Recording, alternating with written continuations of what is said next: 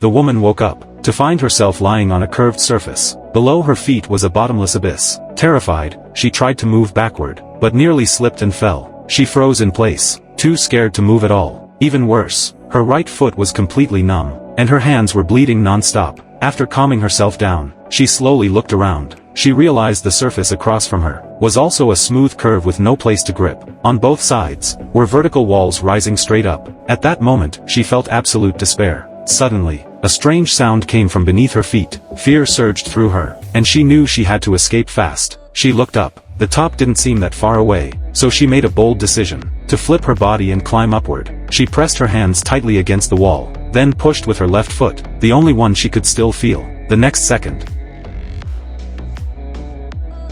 she gasped for air, too afraid to make even the slightest move. At that moment, dark clouds began filling the sky. If it started raining, the wall would become even more slippery. She forced herself to stay focused, telling herself not to rush. Ignoring the pain, she wiped the blood off her hands, to increase friction against the wall. Then she tried to inch upward again. This time, she managed to get back to her original position. She wiped her hands dry once more, blew on her palms, and repeated the same movement. This time, she made a little progress. Just then, a raindrop fell into her palm. Her worst fear had come true. Moments later, a heavy downpour began. Even without moving, her body started sliding downward. The woman screamed in despair. Suddenly, she remembered the necklace around her neck. She wrapped it tightly around her hand, loop by loop, pressed herself hard against the wall, and increased the friction. Time passed, though no one knows how long. Then the scene cuts. The woman on the curved surface is gone. So the question is, did she escape, or did she fall into the abyss below?